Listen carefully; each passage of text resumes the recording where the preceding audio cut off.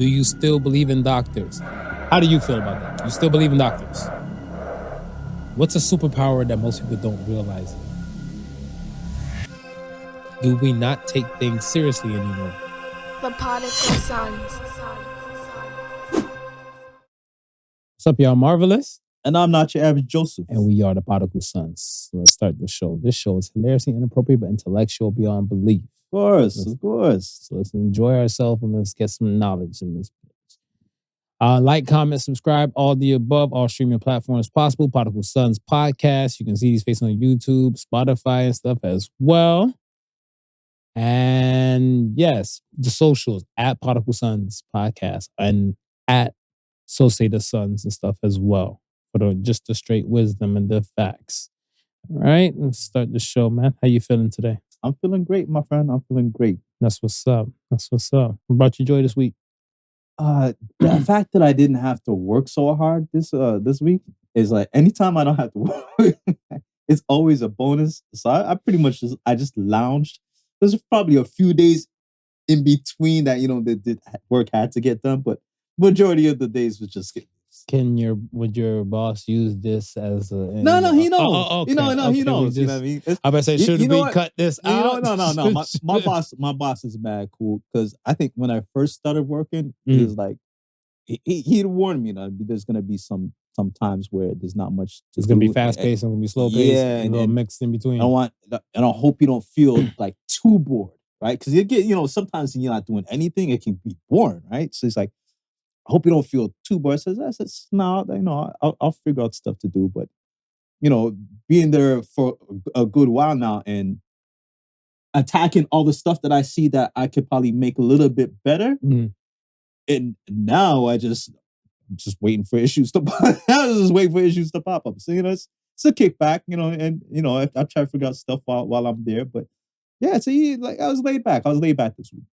There's something to be said about let's say people in the upper management, bosses, whether it be like managers, supervisors, directors and everything, that can kind of see people as people instead of just numbers. Right. I think that there's a special place in heaven for those kind of like managerial types and stuff, whatever. Because I feel like you hear countless stories on the opposite side. Right. That how like, oh, my boss is this, my boss is that. Like they hear the worst things about their bosses, their leaders, and all the above.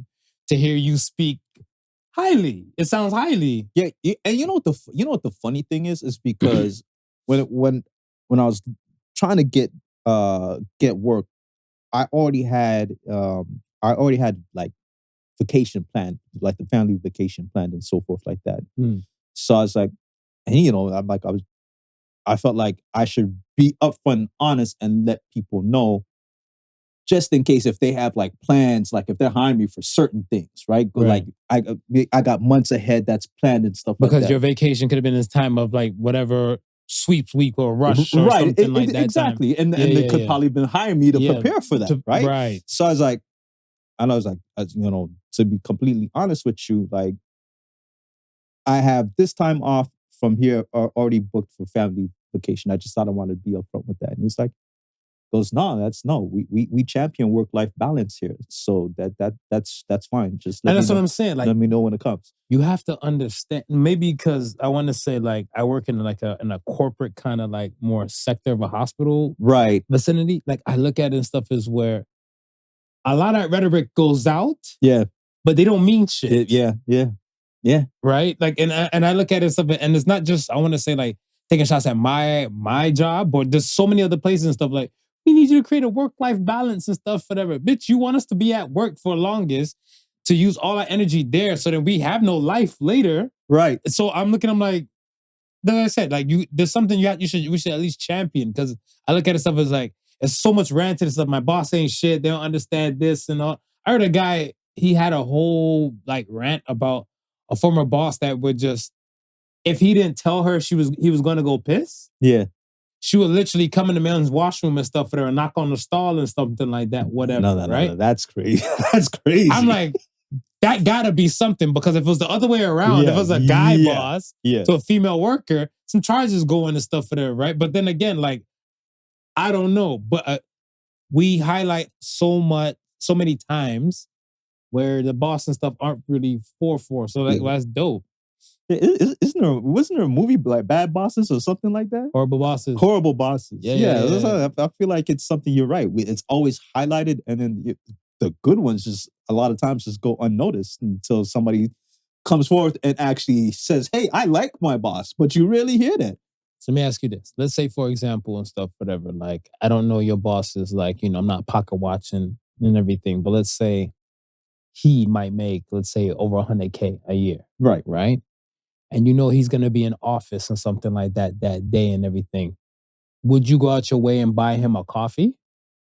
And like a coffee and a donut? Yeah, if I'm leaving the spot, I'll ask. So, yo, do you want No. Just on your way. Like, we're talking about like on your commute, because let's say, like, I'm pretty sure you're a more meticulous man and stuff, but to say like, yo, I leave my house this time, I make it straight in the parking lot, to probably say, fuck this place or something. I don't know. Right. You seem like Danny Tanner, not Bob Saget. Okay, you seem like a Danny Tanner type thing. Like, I love my job, kind of vibe. You now, let's say it might take you. Let's say you start 9. Right. Yeah. You probably pull up at 8:50. Would you like set yourself back another like 10, 15 minutes to specifically like get like your boss, like a coffee and a donut or something like that? And I would, but here's the funny thing, right? Because like he works at the head office and I'm at the warehouse. Okay. So it's not, I only, when I see him, it's like a surprise when I see him. Right. And then I don't know his eating habits like that, because I rarely see him eat, right? And anytime we do have like the big lunch meetings or whatever like that, he's never really catering for himself. He's always asking employees what they want to eat. Oh, that's dope. Right? So he's just an overall good person. Nah, he's just an overall good person. Right? Yeah, so, fuck the job title and everything. He's just an overall good person. So he's usually asking. So it's like, well, what do you like? What the? I'm carefree. I'll eat something that's good. As long as it's good, I'm down. Right. Go ahead and order. It's usually the ladies in the office, because ladies, they, when it comes to selecting food. What food? Women eat. Man. I'm just saying. Women eat the way they eat. They just always in the problem to decide what to eat. Oh. Why don't be all sexist and just order for the women? No, because like, and this is I was saying that to myself like the other day and stuff, whatever, right? Because I want to say like certain things stuff in my landscape of work, like managerial positions have been shifted. Right. So above me and stuff, whatever, a few people and stuff has been shifted and changed and stuff like that. And keep it a buck, like I want to say the vibe now is better than what the vibe was before. Okay. So if they hear this or they play this shit back and stuff, whatever, like they're gonna screw face. You can take notes. Your eyes and my eyes make 4. Right. You already know how that goes. You know how it goes. I look at it stuff as where like, yo, it's crazy and stuff, because I'm looking at them like, let's say this. The landscape before, you'd be like, die by yourself or fail by yourself, whatever, right? Yeah. Now it's kind of like, we're a team. Like it feels. Hold on, I'm gonna go get the life preserver. Yeah, it feels like you want to like do some saving and shit like that. And I always look at this stuff like the morale, whatever. It always should have been like that. I had a boss one time and stuff, whatever. Performance appraisal and everything like that. I got a. What did she give me? Like a 90. Let's say she gave me a 95. Oh no, 93. 93. She gave me a 93. So I'm like, this is when I used to be perfectionist and everything. I'm like, right. I might not be able to sleep. Could you tell me why I didn't get the other 7? Stuff? Yeah. And she's like, when you're done your work, you stop to help other people. So I'm like, I thought this was teamwork made the dream work. Yeah. She said, if they cannot do the work, notify me so I can fire them to replace them with somebody who can do the work. I might have other tasks for you to do. Right. So when you're completed everything you need to do, you should be coming to see me. I was like, hey, yo, I'll take my 93. Yeah. I'll take my 93. I'll silence myself. Would you rather die for a boss like that after he said some shit like that to you? Nah. Exactly. Nah. So the landscape and stuff is completely different compared to like, I'm hearing some shit like, yo, I'm starving. You want to order Popeyes on a company card? I was like, love that chicken Popeyes. Like, yo. Bro, Like, say less. then now if I hear some shit like, I was wondering if you could do a little overtime. You ain't gotta say no more, man. That's easy. You ain't even gotta say no That's more. easy. So that's why I'm looking at it stuff and like, yo, kudos to your boss and to people and stuff who are managers and listening to this. Please treat your employees like employees, not just numbers and replaceable people. No, everybody's replaceable. Everybody. We know that. Everybody, including new managers. Exactly. Including new managers. Say it one more time. Including your manager. Thank you. So yeah, man. So that's one thing. I think for me, what brought me joy this week and stuff is just my little projects and stuff for that I'm trying to work on and stuff as well. Right. On the side and stuff, whatever. Oh, I would say this my camera? That's your camera. Make this into a commercial for me. Okay, go ahead. Attention Black fathers of children who are on the spectrum with autism. The ASD. Right? I believe that some of your words and stuff may not have been heard, and some of your feelings especially, because I want to say being a man, the toxic masculinity and stuff is there, and then much as now you have a special needs child. I am a father of a child on the spectrum and stuff as well. Ain't no shame in my game. I love my baby. And I'm pretty sure you love yours, but if you want to talk and everything, hit me in the DM, whatever. We can hit me on Podical Sun side and stuff, and we can bob and weave because yeah. So at Podical Sons, like don't hesitate and stuff, whatever. Share your thoughts and stuff for them. Let me know how it's going down. And if you might catch me in the time you matter and stuff like that, we might be able to swap it out or two and stuff and everything. But I found that during this time and stuff, whatever, that like, a lot of fathers, Black fathers who do have kids on the spectrum, right? They don't want to talk. Yeah. My thing and stuff is like, if I have a problem, you can't hear what you don't reveal. Like, you can't. You know me. You can't. You know me. I ripped the Band-Aid off and stuff, and I'm like, oh shit. So I seen a dude, I'm like, oh shit. So I'm like, yeah, we get to talking. I'm like, right. How is it like this? Because, my son's a little younger and everything and certain type of things. And you just want to ask him and stuff, I need you to snitch on damn Nino Brown. Like, the man he give it like, get hard and stuff like that. Whatever, you got to do your best. And what else? Like, so I'm like, I'm mentioning certain type of things. Right. And the man's like, I don't know. And like, he kind of just shying away. Right. But then somebody else was there and stuff, whatever. And they knew like of him and stuff. And they're like, no, he really pours into said child and stuff like that. Yeah. And I think like son is on the spectrum. Daughter has ADHD. Okay.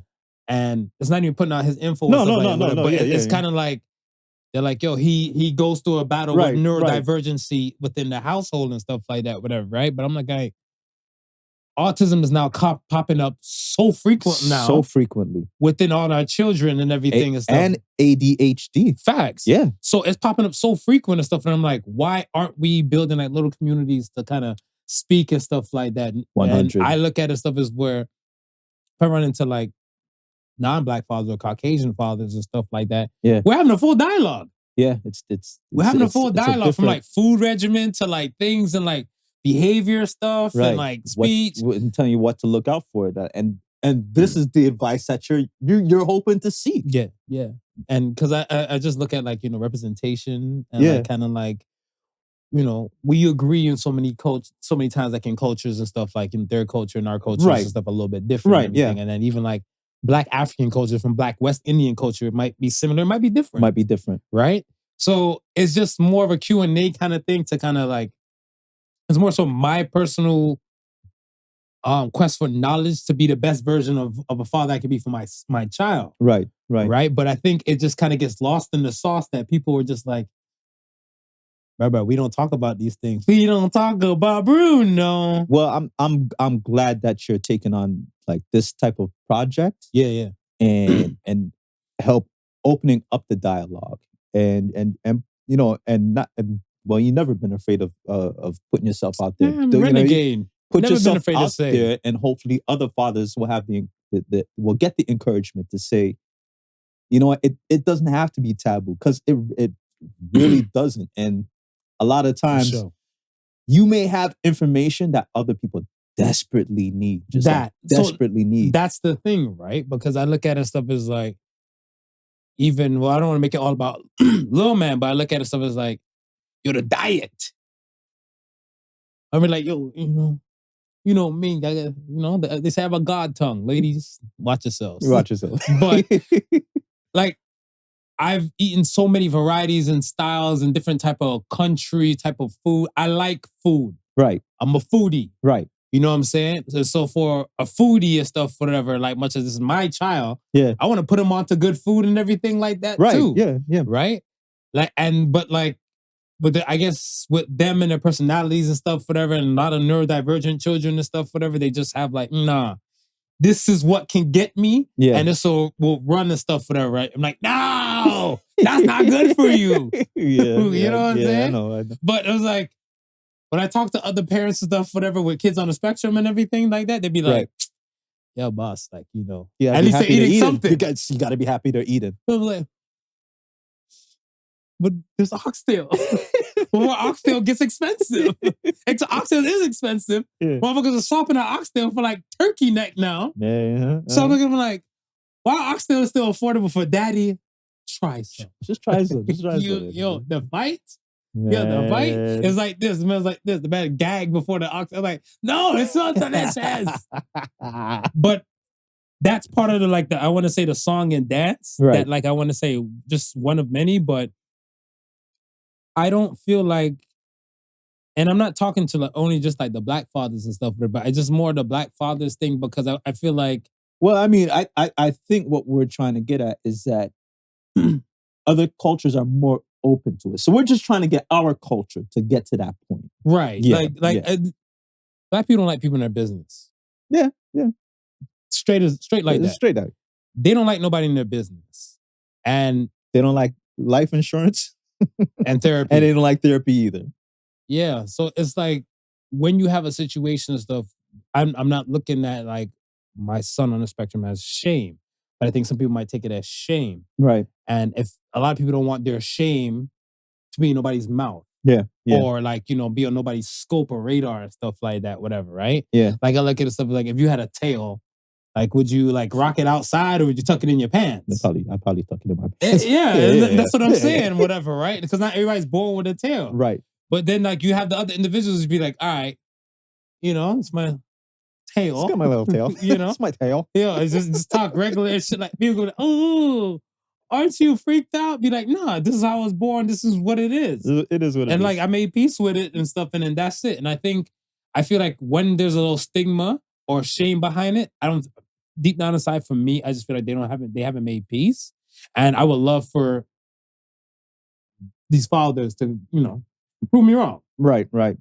So yeah, if you can, hit us up, Podical Sons Podcast, and hit us up in the DM stuff on the socials and stuff. And I'd love to just chop it up with you and stuff, whatever, and everything. Share some thoughts. It'd be like mild therapy, I guess. You can exchange thoughts and ideas. It'd benefit me a lot more. Well, I mean, we'll also do this because we sat down with the lovely Vosita Frimpong and we talked about her play organization that helps out kids with autism get more activities in their life. But listen, if you want to do one focused with men, I'm down, man. I'm down, and we get some more information on it. Yeah, the men have to come out though. The men have to be warm enough. But I'm saying maybe if we do it, like if we do it as a pod, like what men go through, you know what I mean? Just from your experience alone, then maybe we can use that as a tool to kind of hook those men to come out. Yeah, we can do that. That's soft things. Yeah, I mean, I have no problem with stuff, whatever, because. Like even I think sometimes when I share some of my parts of my story and stuff, like with my son, right, and everything like that, it's just every day, to me, like it's just life, yeah, and then to somebody else and stuff, whatever looks like some Emmy Award winning movie, motion picture. I was like, oh my gosh, you did all this. I'm like, it's called being a father. Like I don't understand. Like it's just this is what you're supposed to do. What you do. This is what you do. Yeah, it's just what you do. But. I look at it stuff as where I've always been different, so I don't expect anything from like even like my child and stuff to be quote unquote normal. And at the end of the day and stuff, he's still a blessing and he's still amazing and stuff. He's his own individual and Of everything. course. He's a crafty motherfucker because I think he knows what the deal is and stuff, like trying to bob and weave Right. and everything. But I'm exposing his punk ass now, whatever, right? Okay. So I look at it stuff as like, I think you're a little more smarter that you're trying to let off. Yeah. I'm watching you, Right. but I find it so dope that like how he went from one way to another way, and then even like in our story and stuff, it's kind of like I had one type of feeling to another type of feeling and stuff, whatever. Yeah. To like, at first it was kind of like lightly, it was like the blame game, like, oh my gosh, Right. our child, what are we gonna do? Right. Was it from me? Was it from her? Was it a combination? Yeah. And everything to like, yeah, we just got to do this next. Like, yo, that's it. And then like when I found out that like, yeah, when I mentioned it to some people, yeah, and everything, I like to use it as like a little honey trap. Keep it a buck. A honey trap? Is that what you're doing out here? I call it. Is that what you're doing out here? With my son's story and everything like that, whatever. I'm like, yeah. So when I explain something and stuff about my son and everything like that, whatever, to like somebody else or somebody I know, I was like, yeah, and then, with him and I got to do these things and stuff because he's on the spectrum. I didn't know he was on the spectrum. If you listen to the podcast, you would know that. It's nothing that so we I'm like, hide. do you not support me? Is that what it is? Indictment time. And then we're right back at the indictment. We're right back at the indictment. So yeah, but yeah, like, no, we can definitely, we'll chop it up and everything like that. Podical Sons and stuff, like, yeah, don't hesitate. Hit us up and stuff, whatever. We'll get something in the future and stuff, like, to pop off and everything like that. And yeah, like, father should speak too. Yes, yes. Like, and I do love the campaign that the moms of children on the spectrum have been doing out here. Like, there's mad things. Like, I want to say, like, even on the TikTok side, and to them talking about it, and even parents of like children with who are just neurodivergent, like ADHD or other factors and everything like that. Yeah, I think it's so dope and refreshing. But I was like, kind of lacking the melanin. Like, no shade. Right. Yeah. And I'm not making a black or white thing, but I look at this stuff as where, again, representation and like, what you kind of do in your home and your world and everything like that. Like, if, somebody's like, well, this is how I introduce oxtail to my kids and stuff like that, whatever, right? Yeah. Well, then in the other world and stuff, I don't know if they eat oxtails and stuff like that. Yeah. Right? And if there's somebody said like, yo, you got to cut the oxtail like that, well, I'll try a thing. You try it because I'll try a thing. Nothing venture, nothing gain. It's still cheap enough for us to try a thing. Yeah. We're not doing a big, like, if we do a big pot, I'll try a thing with like, 10% for him. He don't fuck with it. 90% still going to my stomach. It's still going to you. So yeah. So that part, man. But yeah, that brought me joy this week, man. Dope, man. Well, like I said, anything that I could do on my end, you know what I mean, to help whatever the process is, just let me know. Appreciate. I think it's dope that you guys are doing it. All right. Thank you. All right. Let's get to the polls, man. Let's get to the polls. First poll of the week. Do you still believe in doctors? Let me tell you, as a father with a child on the spectrum, and this vaccine misinformation, right? No, I would say this. The polls and stuff did say that people and stuff, 56% still believe in doctors. Okay. How do you feel about that? You still believe in doctors? I believe in doctors. That's good. Yeah. I That's believe in good. doctors. I'm still, I have doctor friends. Right. I still believe in doctors, but I believe that the breed of doctors, what I'm used to, they're starting to not exist anymore. Even for myself, I was under the weather and all the above. And I spent some time talking to to my family doctor and everything about things like my health and stuff. And I mean, I spent less than 5 minutes with them. With your doctor? Yeah. About my health. Yeah. It was like an in and out type of thing. And I don't feel like I'm seen as a person. Right. So I look at it stuff as You're like just seen as your number. Yeah. As your swipeable number. Then we have the thing and stuff when it came to COVID and stuff, right? Yeah. And let's headhunt Fauci. Right. Right? Yeah.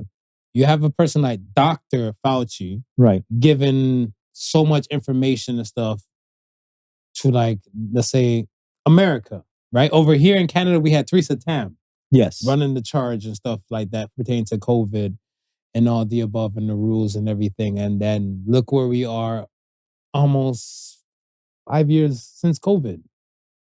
Right? Yeah. I think March 14, 2020, and we're in 2025 March now. Right. We were at a point where like I call it the fear factor, man. Like, yo, you're gonna die if you get close to people and everything like that. When it's kind of like fucking people just passing COVID around, and like no one dies from this party. Yeah. Like people went to weddings, wedding parties caught COVID. No one died. Nobody died. Kept it pushing, and then just right back to regular scheduled program. I think part of the problem is too with the whole COVID scenario, and then people losing faith in what doctors actually had to say, because you had some doctors that were going against it, but they just weren't letting those doctors speak. What do you mean going against it? Like going against the narrative and saying, no, it's not something that will kill you instantly. You know what I mean? I've heard a few of those. Yeah, it's something that, it's like, no, just if you do this or you take certain, like, if you're healthy, that was one of the things that was being said. If you're a person of a healthy immune system, that you could survive it. It's just those with the weakened immune system.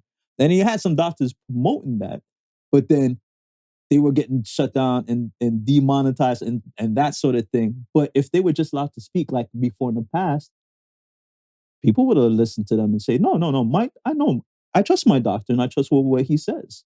Yeah. Because I feel like when we speak about the compassion and stuff within the world, right? And I feel like if your your doctor has a good amount of compassion and stuff for you, right? Yeah. And we're talking about like, let's say you're waiting for your doctor to come in, your doctor comes in and stuff, whatever, and he speaks to you and stuff, whatever. He says, your real name. He's like, hey, Bleep, or put your name out there like that. Yeah. Hey, Bleep, I haven't seen you in a minute, whatever, hopes all is well with you. What seems to be the problem today? And they slide up on a chair, then they look at some shit, whatever, then they hear you talk, they're making eye contact with you. Right. Like, yo, I'm having people and stuff like, look at charts, so what seems to be the problem? All right. I'm like, hey, hi, fucker, my eyes are up here. Yeah.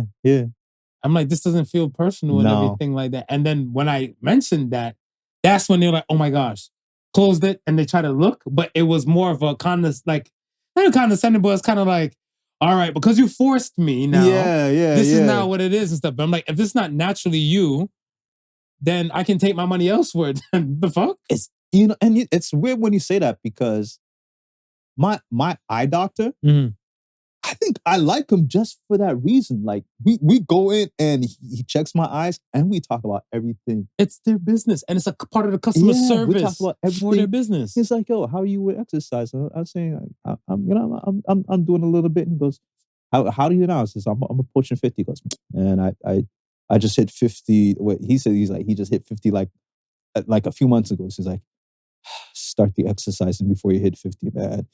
And he started going in. He's like, yeah, it's harder now. It's harder. It's like, and I'm here for my exam. We're talking about weight and keeping health. You know what I mean? And it's just like, it's you respect doctors that can see past just the average problem. Yeah. And look at you as a human being, because you feel comfortable, right? Yeah, and that's it. Because I feel like even when you have a doctor and stuff like that, and they recommend something and stuff, they'll be like, yo, we've now connected on a human level. Yeah. I automatically put you in a higher ranking position because you're this healthcare specialist. Right. I don't know too much about certain things and stuff and everything, so I'm going to ask you. Right. And because I like you, I might take what you say and stuff as gospel. Right. So, yeah, like, let's hope most people don't lose faith and stuff in doctors. I feel like we are going through a doctor deficit here, even in Ontario. Yeah. But I feel like in the world, because I feel like a lot of the older doctors are still staying on. Let's say from nurse practitioners to even other PhDs in the medical world and stuff like that. I want to say PhD programs. Right. They've been building on and stuff to kind of just give them some action. When you were talking about another part in Ontario about doctors, the OBGYNs. Yeah. And stuff for the OBGs delivering babies and everything like that. Up in Thunder Bay, Ontario. Right. Yeah, right. You have midwives and stuff do the same thing and stuff, whatever, right? Okay. But I feel like it's more easier to kind of create a midwife compared to OBGYN. Right. Like for like the years of education and stuff, whatever. So I feel like there's going to be a boom of midwives coming up because there's not a lot of doctors and stuff, whatever, coming up. And I'm like, from my doctor friends and stuff, I heard things like the government of Ontario doesn't even pay them on time and for their own personal practices. That's crazy. So it's kind of like, yeah, they, when they see patients, they expect to say, okay, hopefully end of the month, you cut the check. Right. Because I have this facility to kind of keep up, whatever. I gotta get it running. Yeah. I have bills, I have light, I have all this shit, whatever. And they're running your money funny. You'd be wondering, like, I mean, there's not a lot of doctors that you gotta take care of. Why is it the ones that are doing the work? Why is there a delay? I don't get that part. That part I don't understand. But I mean, like I said, my heart goes out to like both sides and stuff, whatever. I just, as a side that I am not a physician. Yeah. Hopefully this might not be a cry on deaf ears to other physicians and stuff that might hear this, but I think the compassion factor adds to like your customer service, help bring the people in. And hell, I know if like my doctor had openings and stuff like that, and I had a great, amazing doctor, and you would tell me you were looking for a doctor, I would recommend. Yeah. But if I knew my doctor was shit, maybe like I'm looking for a doctor, I'm like, me too, bitch. Me too.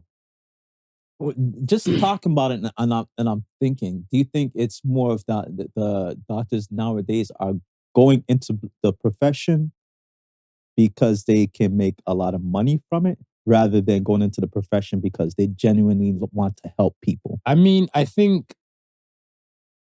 believe the money factor and stuff is like everybody, right? Because, and I'm not, speculating on anybody or just shaming any doctor and stuff or any physician and stuff. But I look at it as where, the money is going to be decent, right?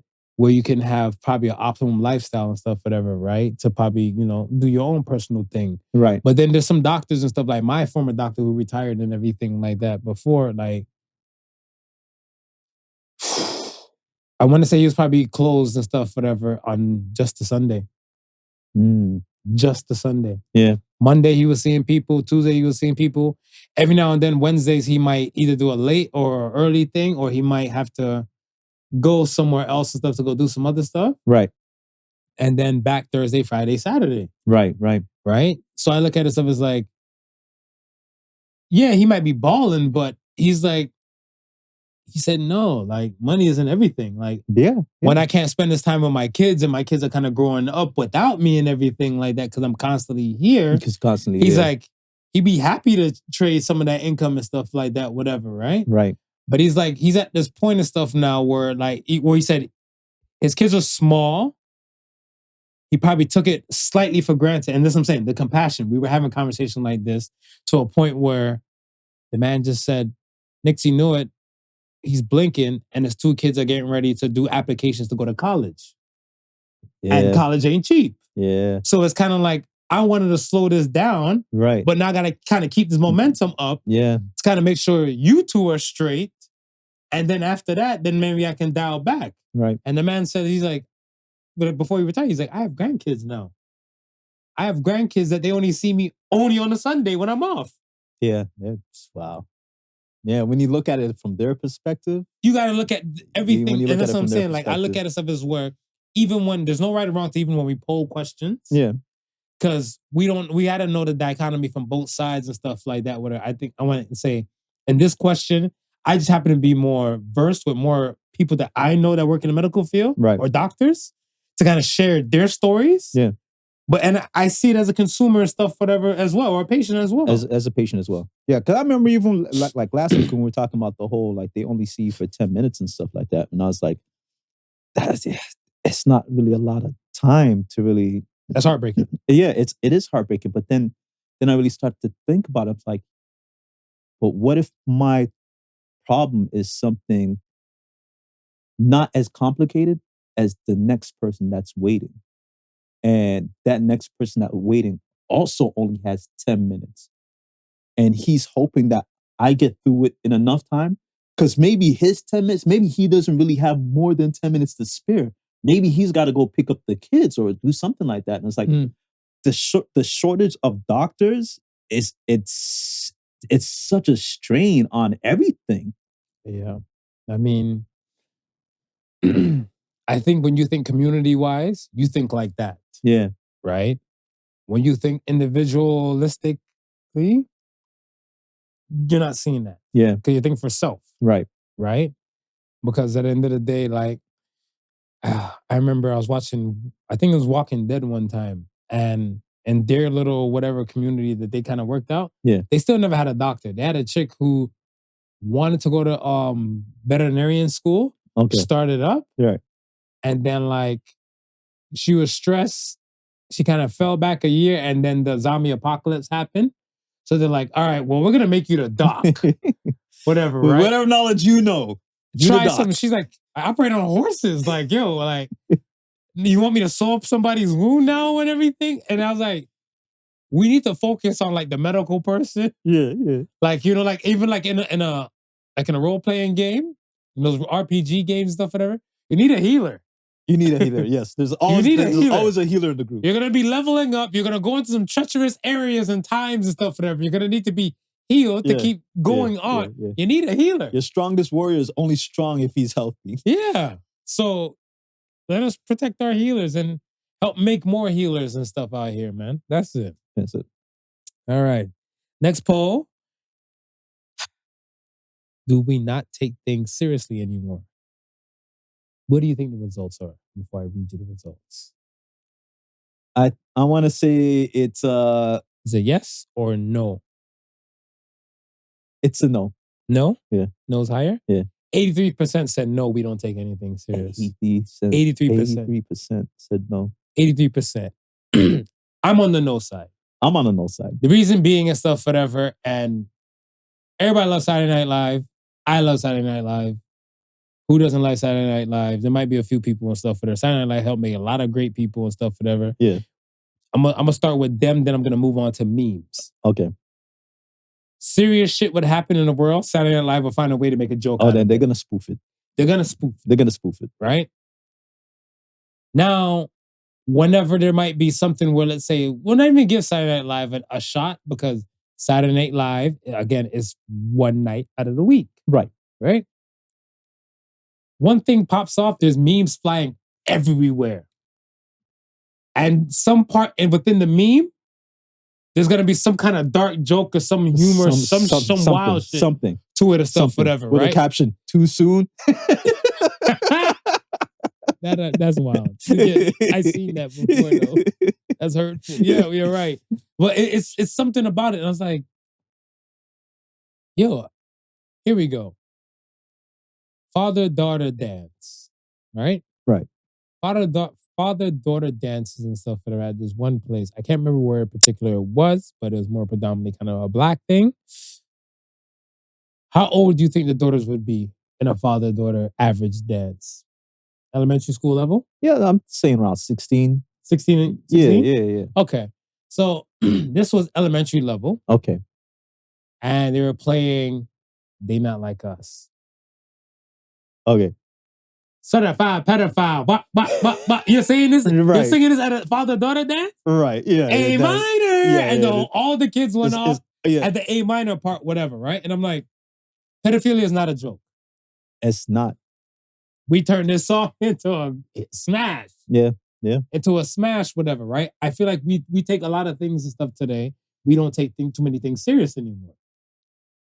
You know when I realized we really don't take anything serious no more? When the whole disclosure of aliens came out and people were like, another Saturday. Oh, when they start saying like, no, there's some shit we don't understand outside there? Yeah. Yeah, I can see that. I'm like, wait a sec. For years they've been covering up shit. Yeah. None of us are going to demand more answers. Like, they just said, yeah, they got shit. We ain't fighting for them to like release, like, they're walking among us and like we acting like we should just go on with everyday lives. It's like when I realize that people are like, one life to live, I'll go on. I'll say hi to an alien if I see him on the street. I'm like, damn. I feel like us as people, right? We've come to this point, and this is just might be my thing and stuff, whatever, but some people might feel like that way, but the laughter is more of a coping mechanism. I can see it. Right? I can see it. So it's kind of like when you're bringing in the laughter, you're making humor of it. Like I've been into like traumatic situations. Right. Where like traumatic situations where I want to say for most of my traumatic situations, I don't really find too much humor in it. Yeah.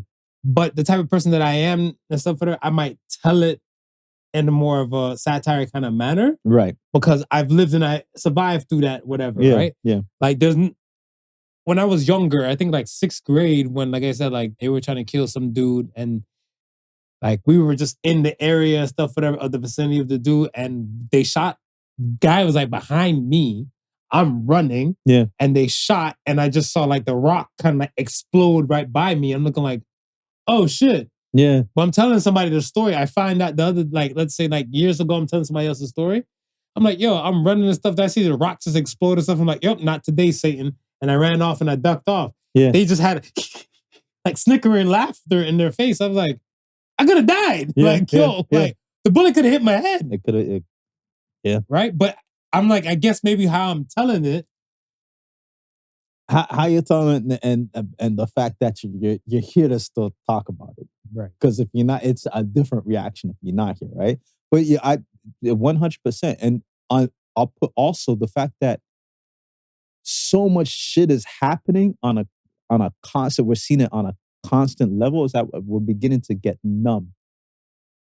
Oof. Yes. We're beginning to get numb. Yes. You know what I mean? So taking part of it, not taking things seriously is that, no, but that happened last week. You know what I mean? It's like that, like we had consecutive weeks of airplane crashing. That if it happens, God forbid, next week, how many people are going to be surprised? You know what? Yeah, because it's like, you're right. You were the one showing me the FedEx plane, right? Yeah. So when the FedEx plane and stuff, I was like, if you, like, I swear, if you showed me this like a year ago, like last year, March 2024, I'm like, right. Oh my gosh, I can't believe this. I was like, good thing FedEx planes don't have that many passengers. Right, yeah. I'm looking at it, whatever, when you show it to me, I'm like, next, what else is new? What else is new, We're numb. right? We're numb. We've gone numb. How do you think we can restore the feeling? Can the feeling be restored? Well, I'm just gonna have to just throw away our phones at this point. I agree. We're gonna have to just throw away our phones come outside and talk to everyday people, just like it once was. Well said. Yeah, that's what's gonna have to happen. All right. Let's get cooking, man. All right. Congratulations on Doug Ford for his win. I like what you said. Doug Ford didn't need your support to win again. I gave it, but he didn't need it. Does Canada have faith in women politicians? Explain to me the short reign, or in the Reader's Digest version of Kim Campbell. You know what? I really can't explain why her reign was so short. Other than, I mean, she stepped in for. Did she step in? Who did she step in for? Was it Mulroney, or am I thinking of the? Am I thinking of the other? Was it Mulroney who left early, and someone had to take over? I don't know. But anyway, Kim Campbell. I can't explain to you her short reign, and it's so funny because if you're in office and you're doing something that's working, I think if you get the chance and you prove yourself, you'll be okay. Because I always look at Mayor Hazel McCallan. So I feel like, yeah, Hazel McCallan, rest her soul, R.I.P. She kind of moved like a Margaret Thatcher type, right? And I feel like those types we respect, right? No shade to Bonnie, but Bonnie didn't even win her riding. No, when she in this last election that took place on Thursday, right? So when I'm scratching my head and stuff, and I was like, here she took over for Hazel, yeah, right? And she was semi still trying to run with that whole bravado that, like, you know, we're gonna keep in line with what Hazel and stuff was doing and everything like that. And I got Right. Hazel's blessing and all that. Right. To like people like, no, you ain't no Hazel. She went to go to the higher plateau. Yeah. And they wouldn't even like blink her way. So I'm like, does Canadians have a thing against women in politics like that here? I don't, is politics still considered an old boys club? I say no, but in general, Yeah. in the whole totality of it, I would say no, because if you have female, let's say prime ministers, presidents, Right. in the world, Okay, and stuff okay, like okay. that, So then I would say no. let's say within North America then, because Okay. within the U.S. Congress, Okay. is it evenly split or is it still male dominated? I think from majority part and stuff, what I'm going to say, it's more male dominated, but Right. it's not. It's not that far of a disparity.